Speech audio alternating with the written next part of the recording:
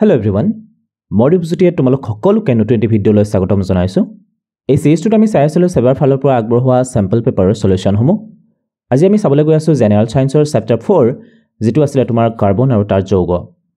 যিসকল ছাত্ৰ-ছাত্ৰী আগৰ ভিডিঅ' কেইটা চোৱা নাই স্যাম্পল পেপাৰ তেওঁলোকৰ কাৰণে প্লেলিষ্টৰ লিংকটো মই ডেসক্ৰিপচনত দি দিম, তাত গৈ তোমালোকে চাব পাৰিবা। সেবাৰ স্যাম্পল পেপাৰে মেথছৰ বেছিকখিনি চেপ্টাৰে মই অলৰেডি সলভ কৰিছো, তোমালোকৰ কাৰণে প্লেলিষ্টখন বৰ ধুনীয়াকৈ বনাই থৈ দিয়া আছে, তোমালোকে দুখন প্লেলিষ্টে চাব পাৰা। আজিৰ প্ৰথমটি প্ৰশ্ন, চাৰিটা যৌগ সংকেত তলত দেখুওৱা হৈছে, সঠিক বিকল্প বাছনি কৰা। ইয়াত আমাক চাৰিটা যৌগ দেখুওৱা থৈ দিয়া আছে A, B, C আৰু D। প্ৰথমটি অপচন A আৰু B হৈছে অসংপৃক্ত হাইড্ৰকাৰ্বন। হাইড্ৰকাৰ্বন সেইবিলাকক কোৱা হয় য'ত কি থাকে কেৱল হাইড্ৰজেন আৰু কাৰ্বন থাকে। ওকে, হাইড্ৰজেন আৰু কাৰ্বনৰ দ্বাৰা গঠিত যৌগবিলাকক আমি হাইড্ৰকাৰ্বন বুলি কওঁ। এটি হাইড্ৰকাৰ্বন অসংপৃক্ত কেতিয়া হ'ব? অসংপৃক্ত তেতিয়া হ'ব যদিহে কাৰ্বন কাৰ্বন বন্ডিং কি হয়, দ্বি বন্ধনীযুক্ত হয় বা ত্ৰিবন্ধনীযুক্ত হয়। এতিয়া আমি বিচাৰিব লাগে যে যি চাৰিটা যৌগ আমাক দিয়া আছে সেই চাৰিটা যৌগৰ কোনকেইটা সংপৃক্ত হয় আৰু কোনকেইটা অসংপৃক্ত হয়। প্ৰথম যৌগটোলৈ যদি আমি মন কৰোঁ, ইয়াত যিহেতু কাৰ্বন কাৰ্বনৰ মাজত এটা দ্বি বন্ধনী আছে, গতিকে ই হ'ব তোমাৰ অসংপৃক্ত হাইড্ৰকাৰ্বন। ই হ'ব তোমাৰ অসংপৃক্ত হাইড্ৰকাৰ্বন। ওকে, প্ৰথমটো কি হ'ব? অসংপৃক্ত। দ্বিতীয় যৌগটোলৈ যদি তুমি মন কৰা, যিহেতু ইয়াতে কাৰ্বন কাৰ্বন বন্ডিং একবন্ধনী আছিলে, কিন্তু ইয়াতে অক্সিজেন অন্য এটা মৌল ইয়াতে আছে, গতিকে ই হাইড্ৰকাৰ্বন নহয়। আনহাতে ইয়াত যদি আমি মন কৰোঁ C2লে, ইয়াত যিহেতু কাৰ্বন কাৰ্বনৰ মাজৰ যিটো বন্ধনী সেইটো একবন্ধনী হয়, গতিকে ই কি হ'ব? তোমাৰ সংপৃক্ত হাইড্ৰকাৰ্বন হ'ব। গতিকে সংপৃক্ত বুলি আমি কেতিয়া ক'ম? যদি কেৱল কি থাকে? একবন্ধনী থাকে। কেৱল কি থাকে? একবন্ধনী থাকিলে আমি তাক সংপৃক্ত হাইড্ৰকাৰ্বন বুলি কওঁ। ডি অপশ্যনটো যদি আমি মন কৰোঁ, ইয়াত যিহেতু O আছে, কাৰ্বন আৰু হাইড্ৰজেনৰ বাদে অন্য এটা মৌল, গতিকে ইয়াক আমি হাইড্ৰকাৰ্বন বুলি নকম। এতিয়া A আৰু B অসংপৃক্ত হাইড্ৰকাৰ্বন, A আৰু B অসংপৃক্ত হাইড্ৰকাৰ্বন, এই কথাটো কি হৈ আছে? ইয়াতে ভুল হৈ আছে। ওকে, বি অপশ্যনটো যদি আমি মন কৰোঁ, C আৰু D হৈছে সংপৃক্ত হাইড্ৰকাৰ্বন। C আৰু Dটো সংপৃক্ত হাইড্ৰকাৰ্বন, হাইড্ৰকাৰ্বন নহয়, গতিকে এই অপশ্যনটো তোমাৰ কি হ'বগে? ভুল হ'ব। C অপশ্যনটো তুমি মন কৰা, অনুঘটকৰ উপস্থিতিত হাইড্ৰজেন যোগ কৰিলে এৰ পৰা চিলৈ পৰিৱৰ্তন হয়। এতিয়া এত যিটো যৌগ আমাক দিয়া আছিলে, এই যৌগটোক কৈছে যে এই যৌগটোৱে যদি অনুঘটকৰ উপস্থিতিত, এই যৌগটোৱে অনুঘটকৰ উপস্থিতিত হাইড্ৰজেনৰ সৈতে বিক্ৰিয়া কৰি C উৎপন্ন কৰে। ওকে, গতিকে এই যিটো উক্তি কৈছে, এই উক্তিটো তোমাৰ কি হ'ব? ট্ৰু হ'ব। কিয়নো ইয়াত যিটো যৌগ আছে, এই যৌগটো হৈ গ'ল তোমাৰ দুটা কাৰ্বন এটম আছে, গতিকে ই হ'ব ইথিন। ইথিনৰ লগত যদি আমি হাইড্ৰজেনৰ বিক্ৰিয়া ঘটাওঁ আৰু ইয়াতে আমি যদি অনুঘটক হিচাপে ব্যৱহাৰ কৰোঁ নিকেল বা পেলাডিয়াম, তেতিয়া ই উৎপন্ন কৰিব ইথেন। চিত যিহেতু আমাৰ ইথেন আছে, গতিকে এই বিক্ৰিয়াটো সংঘটিত হ'ব আৰু এই বিক্ৰিয়াটোৰ নাম আছিলে তোমাৰ যোগাত্মক বিক্ৰিয়া, addition reaction. Okay,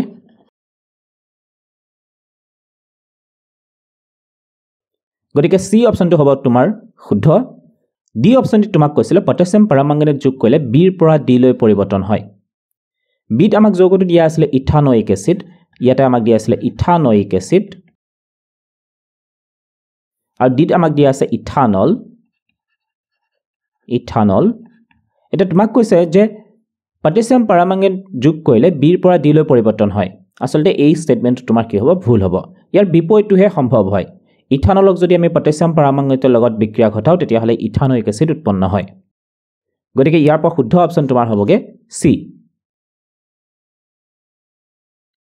question number 44, তলত দিয়া পইণ্টবোৰ হৈছে কুইজ মাষ্টাৰ এজনে কোনো এটা কুইজত দিয়া ইংগিতবোৰ। নম্বৰ 1, C পদাৰ্থ সংৰক্ষক হিচাপে ব্যৱহাৰ কৰা হয়। এটা সংৰক্ষক হিচাপে আমি কাক ব্যৱহাৰ কৰোঁ? ভিনেগাৰ ব্যৱহাৰ কৰোঁ। সংৰক্ষক হিচাপে আমি ব্যৱহাৰ কৰোঁ ভিনেগাৰ। ওকে, ভিনেগাৰৰ যিটো মুখ্য উপাদান সেইটো হৈ গ'ল তোমাৰ ইথানয়িক এচিড বা acetic acid. Ethanoic acid. Number 2, Cৰ দুটা কাৰ্বন পৰমাণু আছে। ক্ষাৰকীয় পটাছিয়াম পাৰমাংগানেটৰ উপস্থিতিত এৰ বিক্ৰিয়া আৰু তাৰপিছত এচিডীকৰণৰ দ্বাৰা আমি C পাওঁ। ওকে, তো ইথানয়িক এচিড আমি কেনেকৈ পাওঁ? ইথানয়িক এচিড আমি পাওঁ এৰ লগত বিক্ৰিয়া ঘটাব লাগিব। এৰ লগত কাৰ বিক্ৰিয়া ঘটাব লাগিব? আমি এৰ লগত বিক্ৰিয়া ঘটাব লাগিব ইথানলৰ। ওকে, ইথানলক যদি আমি পটাছিয়াম পাৰমাংগানেটৰ উপস্থিতিত বিক্ৰিয়া ঘটাওঁ, তেতিয়াহ'লে কি হ'বগে? ইথানয়িক এচিড ফৰ্ম কৰিব। তো দুটা আমি গম পালোঁ, Cটো কি হ'বগে আৰু এটো কি হ'ব। নম্বৰ 3, উদ্যোগসমূহত এৰ অপব্যৱহাৰ ৰোধ কৰিবলৈ এত মিথানল, বেনজিন আৰু পাইৰিডিন যোগ কৰা হয়। ইথানলক কি কৰা হয় উদ্যোগবিলাকত যেতিয়া ব্যৱহাৰ কৰিবৰ কাৰণে আনে তেতিয়া তেওঁলোকে কি কৰে তাত বিভিন্ন ধৰণৰ পদাৰ্থ মিহলি কৰে তাৰ ভিতৰত এটা মিথানল কাৰণ ই বিষাক্ত হয় এই কাৰণেই মিথানল তাত ব্যৱহাৰ কৰে যাতে সেই ইথানলখিনি মানুহে সেৱনৰ কাৰণে ব্যৱহাৰ নকৰে নম্বৰ 4 গাঢ় সালফিক এচিডৰ উপস্থিতিত এ গৰম কৰিলে F গঠন হয় গাঢ় সালফিক এচিডৰ উপস্থিতিত যদি আমি এটো আমি গমি পালো ইথানলক যদি আমি গৰম কৰো তেতিয়া হলে F গঠন হয় F টো তোমাৰ হ'বগে ইথিন F টো তোমাৰ হ'বগে ইথিন ওকে নম্বৰ 5 নিকেল আৰু পেলাডিয়াম অনুঘটকৰ উপস্থিতিত F এ হাইড্ৰোজেন গেছৰ সৈতে বিক্ৰিয়া কৰে এতিয়া ইয়াত যদি আমি মন কৰো F টো আমি গম পালো ইথিন বুলি ইথিনে হাইড্ৰোজেন গেছৰ সৈতে বিক্ৰিয়া কৰিব ইয়াতে তোমাৰ অনুঘটক হিচাপে থাকিব নিকেল বা পেলাডিয়াম তেতিয়া ই কি উৎপন্ন কৰিব ই সংপৃক্ত হাইড্ৰকাৰ্বন উৎপন্ন কৰিব ইয়াতে যেহেতু ইথিন আছিল গতিকে ই হৈ যাব তোমাৰ ইথেন ওকে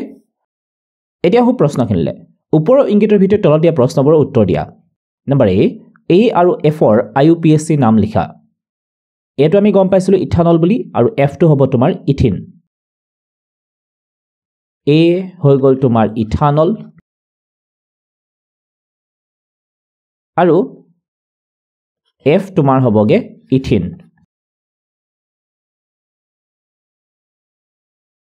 B ৰাসায়নিক সমীকৰণৰ সহায়ত ঘটি থকা পৰিৱৰ্তনসমূহৰ চিত্ৰণ কৰা এইখিনি তুমি এনেকেও ক'ব পাৰা বিক্ৰিয়াসমূহৰ বৰ্ণনা কৰা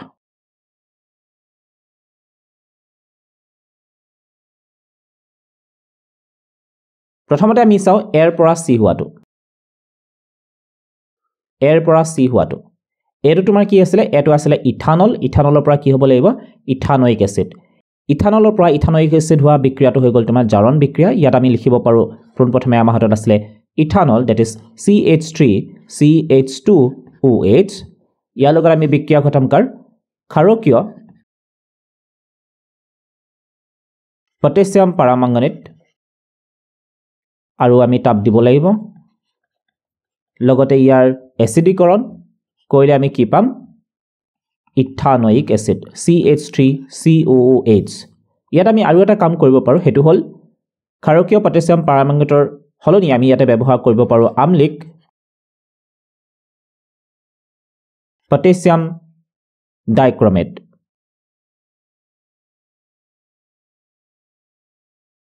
ইয়াৰ পিছত আহিলে এৰ পৰা F হোৱাটো ইয়াৰ নামটো হ'ব তোমাৰ ইথানল আৰু এটো হ'ব তোমাৰ ইথানয়িক এসিড এটো আছিল তোমাৰ ইথানল that is CH3CH2OH ইয়াৰ সৈতে আমি বিক্ৰিয়া ঘটামকাৰ উত্তপ্ত গাঢ় সালফিক এসিডৰ তেতিয়া কি উৎপন্ন হ'বগে ইথিন উৎপন্ন হ'ব CH2 ডাবল বন্ড CH2 আৰু পানী উৎপন্ন হ'ব এটো হৈ গল তোমাৰ ইথানল আৰু এটো হ'ব তোমাৰ ইথিন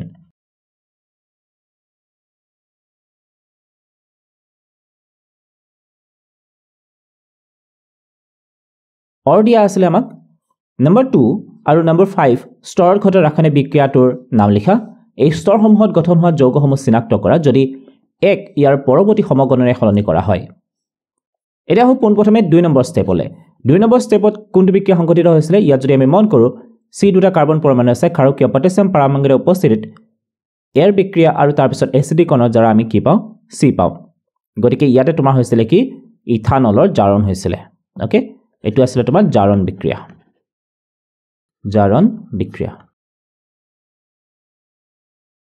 5 নম্বৰ ষ্টেপত কি হৈছিল 5 নম্বৰ ষ্টেপত তোমাৰ হৈছিল ইয়াত যদি আমি মন কৰো নিকেল আৰু পেলাডিয়াম অনুঘটকৰ উপস্থিতিত F এ হাইড্ৰোজেনৰ সৈতে বিক্ৰিয়া কৰে এটো আছিল তোমাৰ যোগাত্মক বিক্ৰিয়া ইয়াত মই বিক্ৰিয়াটো তোমালোকক বুজিবৰ কাৰণে লিখি থৈ দিও CH3CH2OH ইথানল আছিল ক্ষাৰকীয় পটাছিয়াম পাৰমাংগানেটৰ উপস্থিতিত তাপ দিব লাগিব আৰু এসিডীকৰণ আমি কৰিব লাগিব কইলে কি পাম আমি ইথানয়িক এসিড পাম CH3COOH এটো আছিল তোমাৰ ইথানল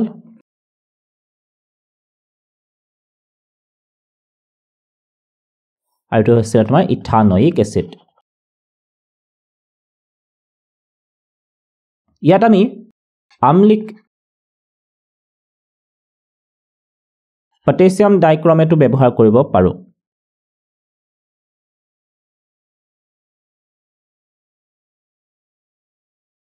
এবাৰ আহিলে 5 নম্বৰ ষ্টেপত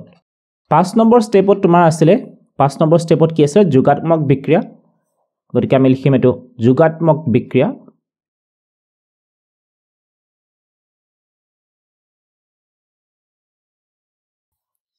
ইথিনৰ সংকেতটো হৈ গল CH211CH2 ই বিক্ৰিয়া কৰিব কাৰ লগত হাইড্ৰোজেন গেছৰ লগত বিক্ৰিয়া কৰিব নিকেল বা পেলাডিয়াম অনুঘটকৰ উপস্থিতিত আৰু উৎপন্ন কৰিব তোমাৰ CH3 ওকে ইয়াত আমি নামকেইটা লিখি দিও এটো আছিল তোমাৰ ইথিন আৰু এটো হ'ব তোমাৰ ইথেন আৰু বিক্ৰিয়াটোৰ নাম হৈ গল তোমাৰ যোগাত্মক বিক্ৰিয়া ওকে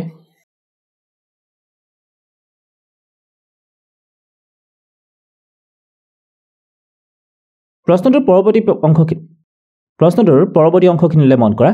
এই স্তৰসমূহত গঠন হোৱা যৌগসমূহ চিনাক্ত কৰা যদি এক ইয়াৰ পৰৱৰ্তী সমগণেৰে সলনি কৰা হয় ইয়াত যদি আমি মন কৰোঁ এটো কি আছিল ইথানল আছিল এটা তোমাক কৈছে যদিহে মই এক সলনি কৰি দিও তেতিয়া হলে ইয়াৰ পৰৱৰ্তী সমগণেৰে সলনি কৰিম তেতিয়া হলে যেটো যৌগ গঠন হ'ব তাৰ নামটো কি হ'বগে ওকে এটা সমগণ কি আছিল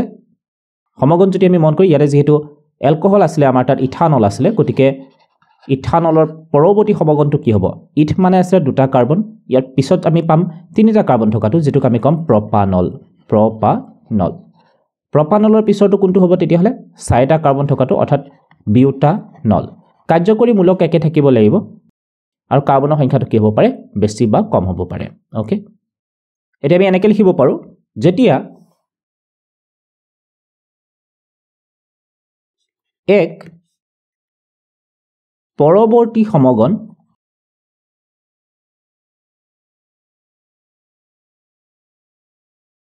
কি হ'ব ইথানলৰ পিছত আহিব তোমাৰ প্ৰপানলৰে সলনি কৰা হয় তেন্তে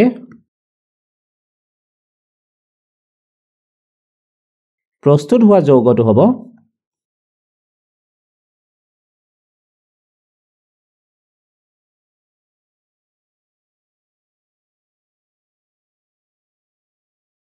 ইথানল থাকুনতে ইথিন হৈছিল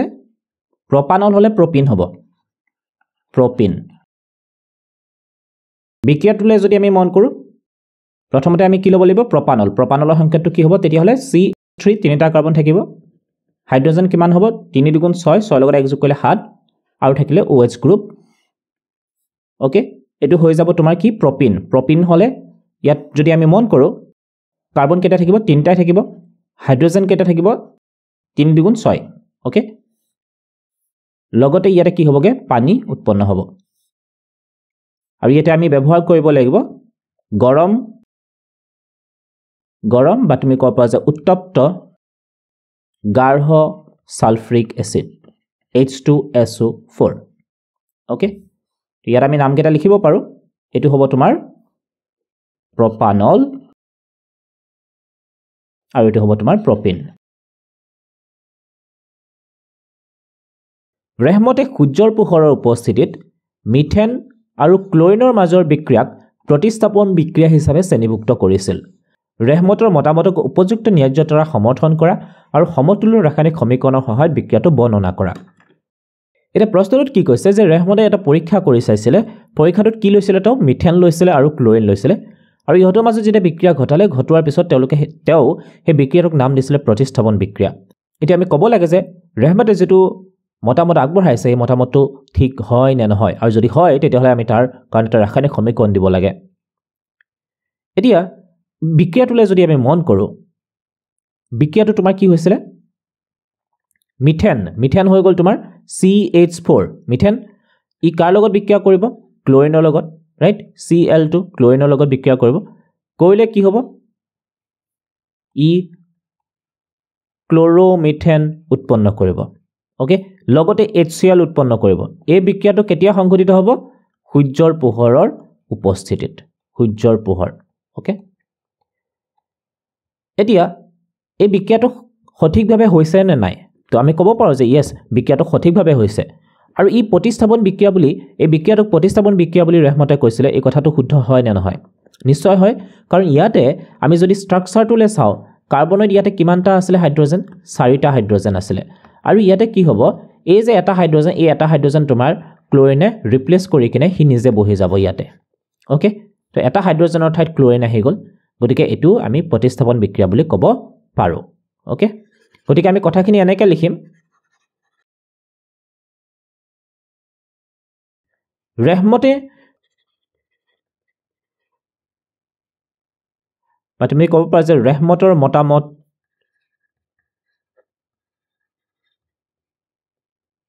টু শুদ্ধ কাৰণ সূৰ্যৰ পোহৰৰ উপস্থিতিত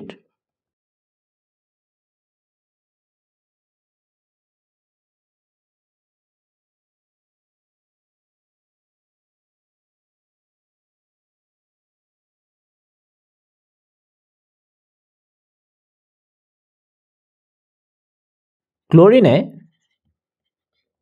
অতি দ্ৰুততাৰে বা অতি দ্ৰুতভাৱে মিথেনৰ সৈতে বিক্ৰিয়া কৰি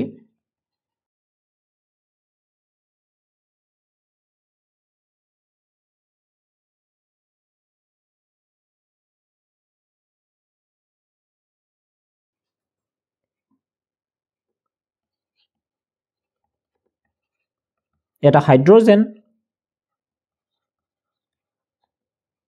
পৰমাণু প্ৰতিস্থাপিত কৰি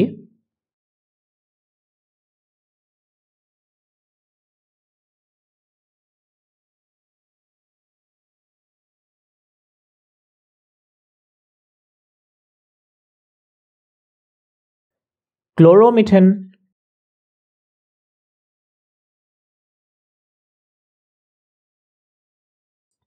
উৎপন্ন কৰে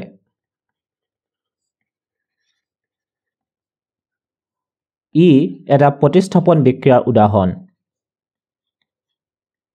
বা তুমি ক'ব পাৰা যে ই এটা প্ৰতিস্থাপন বিক্ৰিয়া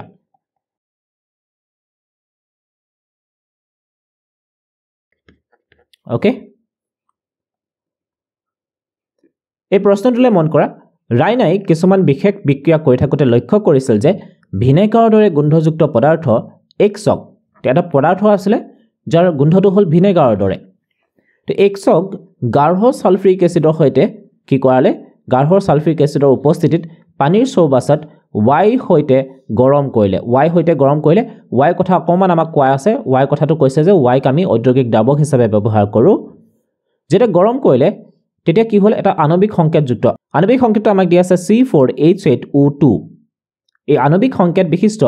মিঠা গোন্ধযুক্ত তৰল জেট উৎপন্ন হ'ল ওকে এটা কথাখিনিলে ভালকে মন কৰা ভিনেগাৰৰ দৰে গোন্ধ ইথানোইক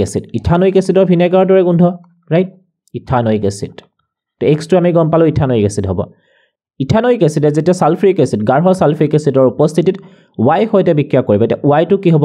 y টো ইয়াতে কৈছে যে y টো এটা ঔদ্যোগিক দ্ৰাৱক তো দ্ৰাৱক হিচাপে উদ্যোগবিলাকত সাধাৰণতে ব্যৱহাৰ কৰা হয় ইথানল কি ব্যৱহাৰ কৰা হয় ইথানলক দ্ৰাৱক হিচাপে ব্যৱহাৰ কৰে তো আমি কথাটো এনেকৈ ক'ব পাৰোঁ যে ইথানোইক এচিডে ইথানলৰ সৈতে বিক্ৰিয়া কৰিব আৰু ইয়াৰ উপস্থিতি কাৰ উপস্থিতিত এই বিক্ৰিয়াটো সংঘটিত হ'ব গাঢ় সালফ্ৰিক এচিডৰ উপস্থিতিত এতিয়া এই বিক্ৰিয়াটো হৈ যোৱাৰ পিছত যেটো যৌগ গঠন হ'ব সেই যৌগটোৰ কথা অকমান আমাক ইয়াতে কৈছে যে মিঠা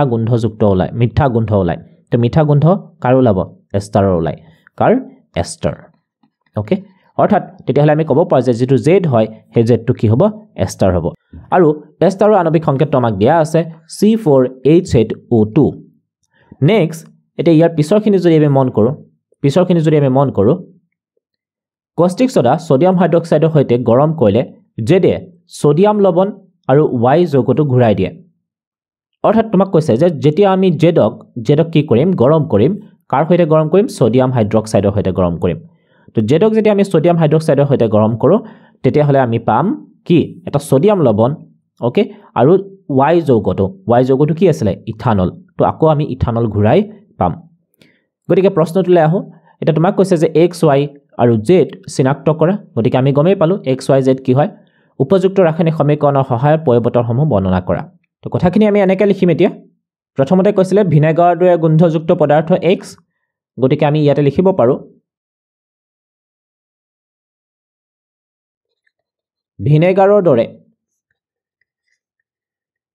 ভিনেগাৰৰ দৰে গোন্ধযুক্ত পদাৰ্থ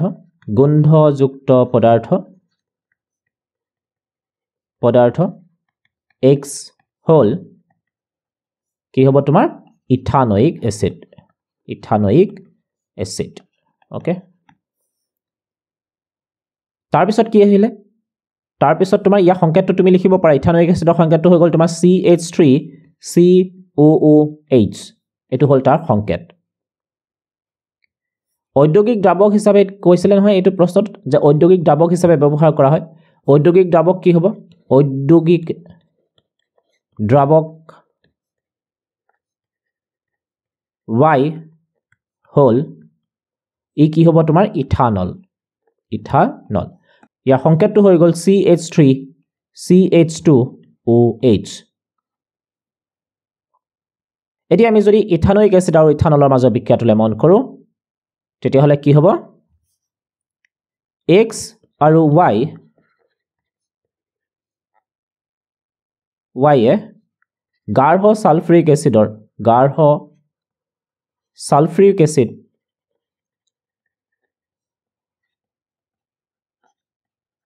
এসিডৰ উপস্থিতিত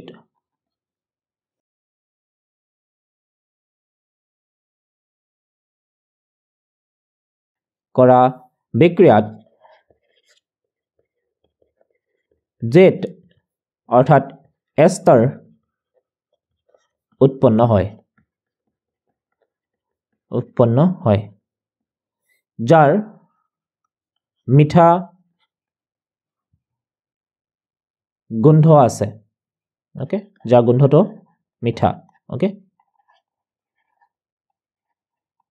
এটা বিক্ৰিয়া কেইটা যদি আমি চাও বিক্ৰিয়াটো হ'ব বিক্ৰিয়াটো আমি কি লিখিম এতিয়া CH3 COOH plus CH3 CH2OH কাৰ উপস্থিতিত গাঢ় সালফ্ৰিক এসিডৰ উপস্থিতিত কি উৎপন্ন কৰিব এস্টাৰ যাৰ সংকেতটো হৈ গল তোমাৰ CH3 COOC2H5 আৰু লগতে পানী উৎপন্ন কৰিব এই বিক্ৰিয়াটোক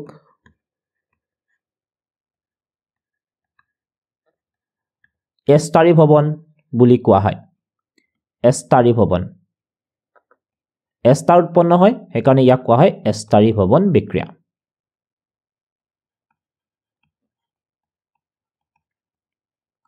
বা ইংৰাজীত যদি আমি কওঁ এস্টাৰিফিকেশন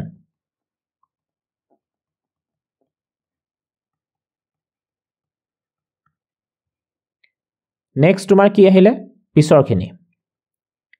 পিছৰখিনিলৈ যদি আমি মন কৰোঁ জেডে যেতিয়া সোডিয়াম হাইড্ৰক্সাইডৰ লগত বিক্ৰিয়া কৰিব বা তুমি ক'ব পাৰা যে জেডক যদি আমি সোডিয়াম হাইড্ৰক্সাইডৰ সৈতে গৰম কৰিম তেতিয়া y যৌগটো ঘূৰাই পাম আকৌ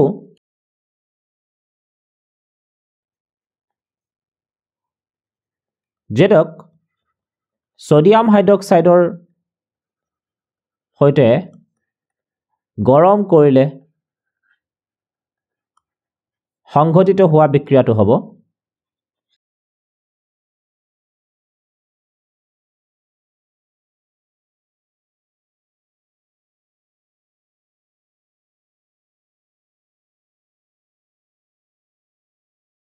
এস্টাৰ আছিলে CH3 COOC2H5 ইয়াক আমি সোডিয়াম হাইড্ৰক্সাইডৰ সৈতে গৰম কৰিম NaOH আমি উৎপন্ন কৰিব পাৰিম CH2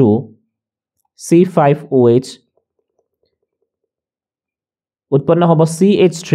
CH2OH অৰ্থাৎ ইথানল আৰু তোমাৰ উৎপন্ন হ'ব এটা লৱণ CH3COONA এই লৱণটোৰ নাম আমি কি বুলি ক'ব পাৰোঁ sodium ethanoate sodium ethanoate okay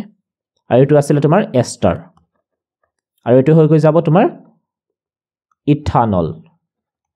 okay এই বিক্ৰিয়াটো এটা নাম আছে এই বিক্ৰিয়াটোৰ নামটো হ'ল তোমাৰ সোডিয়াম ইথানয়েট ফৰ্ম হৈছে গতিকে ইয়াক কোৱা হয় সাবনীভৱন বিক্ৰিয়া বা সাপনিফিকেশন ৰিএকশন ওকে এই বিক্ৰিয়াটোৰ নাম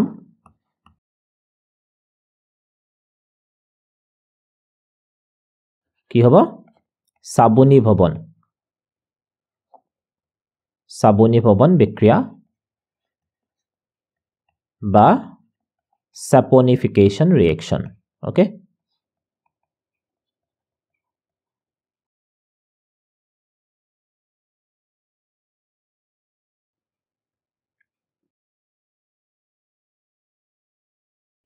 সৃষ্টিয়ে গাঢ় সালফ্ৰিক এসিডৰ কেটোপাল মানৰ উপস্থিতিত গাঢ় সালফ্ৰিক এসিডৰ কেটোপাল মানৰ উপস্থিতিত যৌগ এৰ সৈতে ইথানল গৰম কৰি মিঠা গন্ধযুক্ত যৌগ বি গঠন হোৱা পৰ্যবেক্ষণ কৰে যেতিয়া বিক সোডিয়াম হাইড্ৰক্সাইডেৰে বিক্ৰিয়া ঘটোৱা হয় তেতিয়া ই ইথানল আৰু এটা যৌগ সি উৎপন্ন কৰে অকমান আগত চাই হোৱা যেটো বিক্ৰিয়া আছিল সেই বিক্ৰিয়াটোৰ কথাই আমাক আকৌ কৈছে গতিকে আমি এনেকৈ লিখিব পাৰো ইয়াত এটো কি হ'ব এক কাৰ লগত গৰম কৰা হৈছে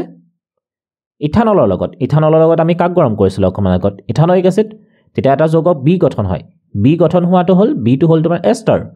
আৰু বি যদি আমি সোডিয়াম হাইড্ৰক্সাইডেৰ বিক্ৰিয়া ঘটাও তেতিয়া ইথানল আৰু এটা যৌগ উৎপন্ন হয় যেটোৰ নাম হ'ল সোডিয়াম ইথানয়েট গতিকে এতিয়া প্ৰশ্নটো আমাক কি কৈছে এ আৰু সি চিনাক্ত কৰা এটো তোমাৰ কি হ'বগে এ তোমাৰ কি হ'ব কি বুলি ক'লো অকমান আগত ইথানল আৰু ইথানয়িক এসিডৰ মাজত বিক্ৰিয়া হ'ব গতিকে এটো হ'ব তোমাৰ ইথানয়িক এসিড এটো হ'ব ইথানয়িক এসিড অকমান আগত চাই আছো এই বিক্ৰিয়া কেইটা আমি ইয়াৰ সংকেতটো হৈ গ'ল তোমাৰ CH3COOH দেন তোমাৰ C টো কি হ'ব বি সোডিয়াম হাইড্ৰক্সাইডৰ বিক্ৰিয়া ঘটোৱা হ'ল ই ইথানল আৰু এটা যৌগ সি উৎপন্ন কৰে হেতু আছিল তোমাৰ সোডিয়াম ইথানয়েট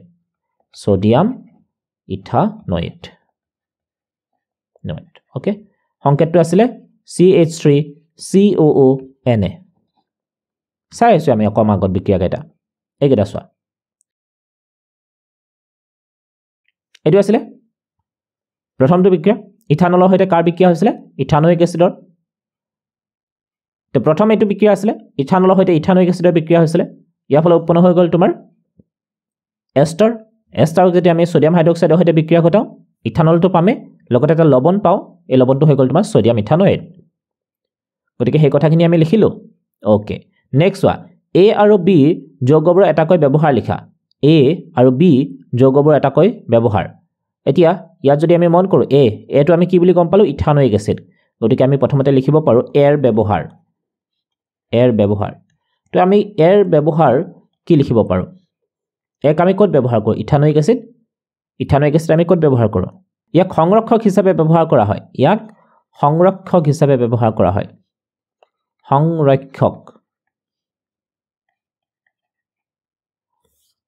সংৰক্ষক হিচাপে ব্যৱহাৰ কৰা হয়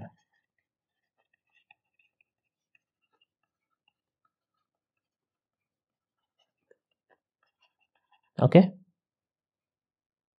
যেনে আচাৰ সংৰক্ষণ কৰিবলৈ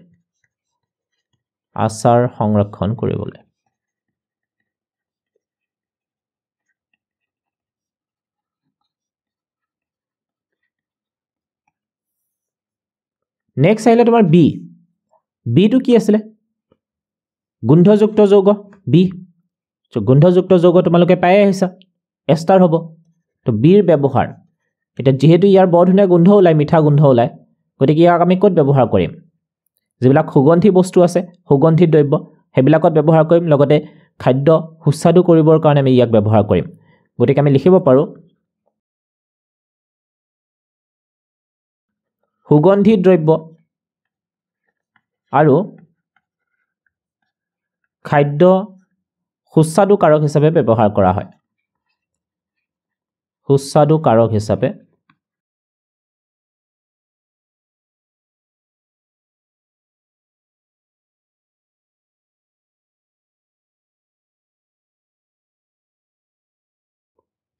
সংঘটিত হোৱা ৰাসায়নিক বিক্ৰিয়াবোৰ লিখা আৰু বিক্ৰিয়াবোৰৰ নাম প্ৰথমটো বিক্ৰিয়া কি আছিল প্ৰথমটো বিক্ৰিয়া যেহেতু এষ্টাৰ উৎপন্ন হৈছে গতিকে এষ্টাৰী ভৱন হ'বগে প্ৰথমটো বিক্ৰিয়া এক নম্বৰটো কি হ'বগে আমি লিখিব পাৰো এষ্টাৰী ভৱন বিক্ৰিয়া ওকে এষ্টাৰী ভৱন বিক্ৰিয়া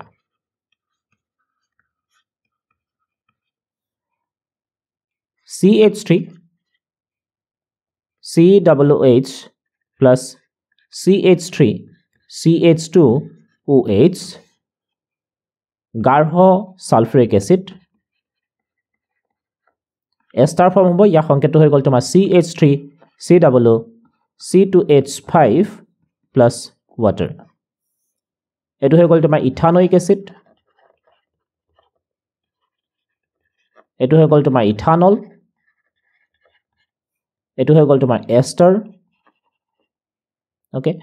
দ্বিতীয় বিক্ৰিয়াটো কি হ'বগে দ্বিতীয় বিক্ৰিয়াটো হ'ব তোমাৰ সেপনিফিকেশন বিক্ৰিয়া বা সাবনি ভৱন বিক্ৰিয়া ওকে সাবনি ভৱন বিক্ৰিয়া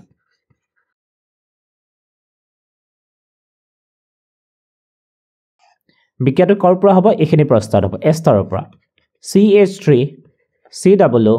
C2H5 ইয়াৰ লগত আমি কাৰ বিক্ৰিয়া ঘটাম সোডিয়াম হাইড্ৰক্সাইডৰ ওকে সোডিয়াম হাইড্ৰক্সাইডৰ উপস্থিতিতে বিক্ৰিয়াটো হ'ব সোডিয়াম হাইড্ৰক্সাইড কি উৎপন্ন হ'ব ইথানল উৎপন্ন হ'বগে CH3 CH2OH plus CH3 COONA okay এটো হৈ গ'ল তোমাৰ এষ্টাৰ এটো হৈ গ'ল তোমাৰ ইথানল আৰু এটো হৈ গ'ল তোমাৰ সোডিয়াম ইথানোয়েট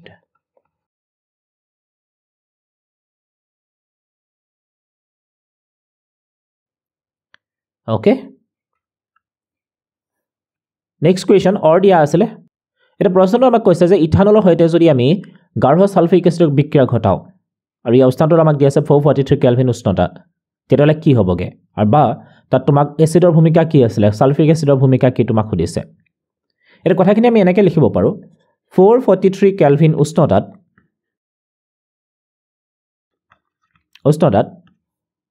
অধিক পৰিমাণৰ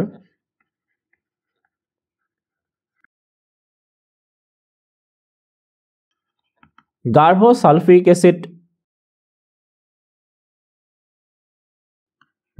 সালফিউৰিক এসিডৰ লগত ইথানল উত্তপ্ত কৰিলে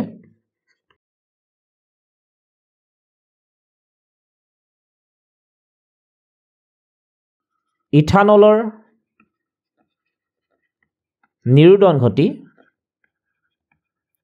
নিৰুদন ঘটি ইথিন উৎপন্ন হয় ওকে ইয়াত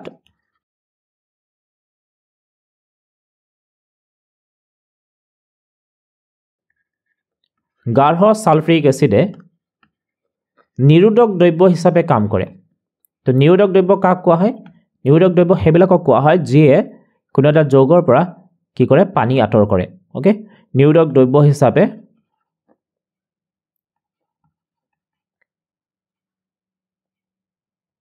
কাৰ্য কৰে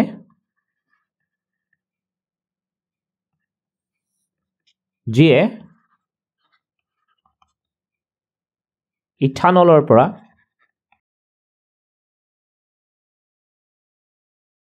পানী আঁতৰ কৰে তো যিবিলাক যৌগ হয় কোনো এটা যৌগৰ পৰা পানী আঁতৰ কৰে হিয়তক আমি কওঁ নিৰোধক দ্ৰব্য বা ডিহাইড্ৰেটিং এজেন্ট ওকে বিক্ৰিয়াটো আমি কি বুলি লিখিম আমাৰ তাত কি আছিল ইথানল আছিল অৰ্থাৎ CH3 CH2OH আছিল ইয়াক গাঢ় সালফিউৰিক এসিডৰ সৈতে বিক্ৰিয়া ঘটোৱা গৈছে গাঢ় সালফিউৰিক এসিড তো ইয়াৰ পৰা আমি কি পামগে ইথিন পাম অৰ্থাৎ CH2 ডাবল বন্ড CH2 আৰু লগতে পানী পাম তো ইয়াত আমি নামকেইটা লিখিব পাৰো ইয়াৰ নামটো হৈ গ'ল তোমাৰ ইথানল আৰু এটো হৈ গ'ল তোমাৰ ইথিন বি ৰিচুৱে ভুলতে ইথানল আৰু ইথানোইক এসিড থকা টেষ্ট টিউব দুটাৰ লেবেল লগাবলৈ পাহৰিলে পদাৰ্থবোৰ সঠিকভাৱে চিনাক্ত কৰিবলৈ এটা পৰীক্ষাৰ পৰামৰ্শ দিয়া ৰাসায়নিক সমীকৰণৰ সহায়ত বিক্ৰিয়াসমূহ বৰ্ণনা কৰা এটা দুটা টেষ্ট টিউব আছিল দুটা টেষ্ট টিউবত ইথানল আৰু ইথানোইক এসিড আছিল দুটা বন্ড যেহেতু একে গতিকে ৰিচুৱে কি কৰিলে তেওঁ লেবেল লগাবলৈ পাহৰি গ'ল আৰু এতিয়া তাৰ পৰা কেনেকৈ গম পাব যে কোনটো ইথানল আছিলে কোনটো ইথানয়িক এচিড আছিলে যদি পৰীক্ষা কৰাৰ কাৰণে আমাৰ হাতত এটা উপায় এটা আছে তো আমি কি কৰিব পাৰোঁ যে আমি ল'ব পাৰোঁ সোডিয়াম কাৰ্বনেট বা সোডিয়াম বাইকাৰ্বনেট ওকে আমি কি ল'ব পাৰোঁ সোডিয়াম কাৰ্বনেট বা সোডিয়াম বাইকাৰ্বনেট আমি ল'ব পাৰোঁ সোডিয়াম কাৰ্বনেট বা সোডিয়াম বাইকাৰ্বনেট ওকে NaHCO3 এতিয়া এই দুটাৰ যিকোনো এটা লৈ কিনে যদি আমি দুটা দ্ৰৱতে পেলাই দিওঁ তেতিয়াহ'লে ৰিয়েকশ্যন হ'ব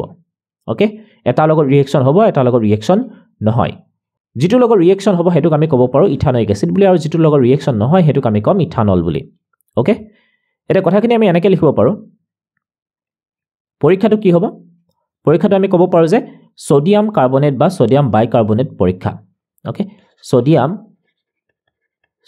কাৰ্বনেট বা সোডিয়াম বাইকাৰ্বনেটৰ পৰীক্ষা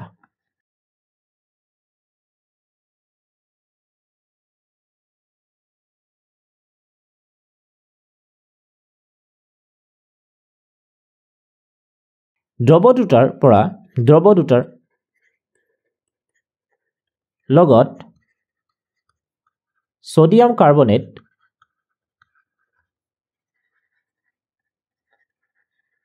বা সোডিয়াম বাইকাৰ্বনেট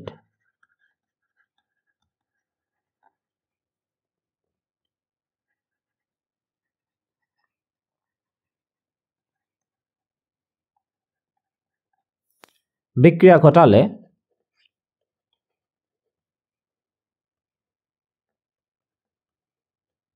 ইথানয়িক এচিডে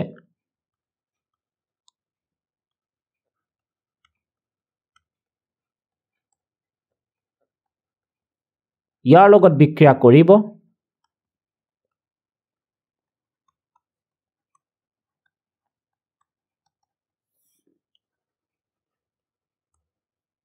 আনহাতে ইথানলে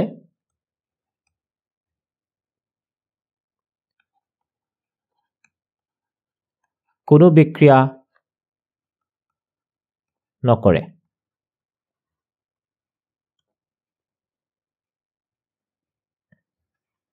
গতিকে যিটো বিক্ৰিয়াৰ ফলত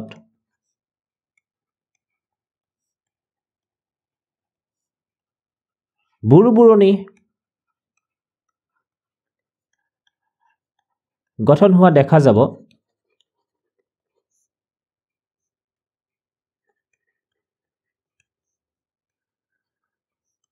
সেই দ্ৰৱটোৱে হ'ব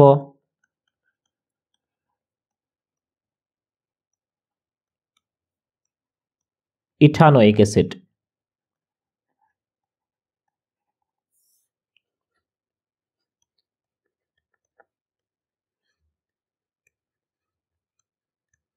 বুৰবুৰণি কাৰ্বন ডাই অক্সাইডৰ বাবে সৃষ্টি হ'ব বিক্ৰিয়াটো হ'ল বিক্ৰিয়া কেইটা হ'ব ওকে দুটা বিক্ৰিয়া আমি লিখিম সোডিয়াম কাৰ্বনেট আৰু সোডিয়াম বাইকাৰ্বনেটৰ কাৰণে তো আমাৰ হাতত আছিলে ইথানয়িক এচিড CH3COOH ইয়াক যদি আমি সোডিয়াম কাৰ্বনেটৰ সৈতে বিক্ৰিয়া ঘটাও অৰ্থাৎ Na2CO3 তেতিয়াহ'লে উৎপন্ন হ'ব তোমাৰ CH3COONA লগতে পানী উৎপন্ন হ'ব আৰু লগতে কাৰ্বন ডাই অক্সাইড গেছ উৎপন্ন হ'ব ইথানয়িক এচিডক যদি আমি সোডিয়াম বাইকাৰ্বনেটৰ সৈতে বিক্ৰিয়া ঘটাও তেতিয়াহ'লে একেখিনি যৌগই গঠন হ'ব ইয়াতে যেহেতু কাৰ্বন ডাই অক্সাইড উৎপন্ন হ'ব গতিকে আমি কি দেখিবলৈ পাম বুৰবুৰণি সৃষ্টি হোৱা দেখিবলৈ পাম এইটো আছিল তোমালোকৰ চেপ্টাৰ 4 অৰ্থাৎ কাৰ্বন আৰু তাৰ যৌগৰ চেপ্টাৰটোৰ পৰা শেষৰটো প্ৰশ্ন তোমালোকে যদি ভিডিঅ'টো চাই ভাল পালা তেতিয়াহ'লে চেনেলটো ছাবস্ক্ৰাইব কৰাৰ লগতে তোমালোকে কমেণ্ট বক্সত লিখিবা কেনেকুৱা পালা আৰু কিন্তু এটা অনুৰোধ কৰিব বিচাৰো তোমালোকৰ বন্ধু বান্ধৱীৰ মাজতো চেনেলটোৰ বিষয়ে জনাবাচোন যদিহে তোমালোকে কিছু হ'লেও উপকৃত হৈছে তোমালোকে মোৰ হোৱাটছএপ আৰু টেলিগ্ৰাম চেনেলটো জইন কৰিবৰ কাৰণে ডেছক্ৰিপশ্যনত লিংক দিয়া থাকিব তাৰ পৰা জইন কৰিব পাৰা ইয়াৰ পৰৱৰ্তী ভিডিঅ'ত বাকি থকা চেম্পল পেপাৰখিনিও আমি সলভ কৰিম লগতে মই প্লেনিং কৰি আছো যে তোমালোকৰ কাৰণে এখন ফুল পেপাৰ সলিউশন কেনেকৈ আনিব পাৰি যদি সম্ভৱ হয় তেতিয়াহ'লে মই তাৰো তোমালোকৰ কাৰণে এটা ভিডিঅ' আগবঢ়াম so thank you everyone have a nice day bye by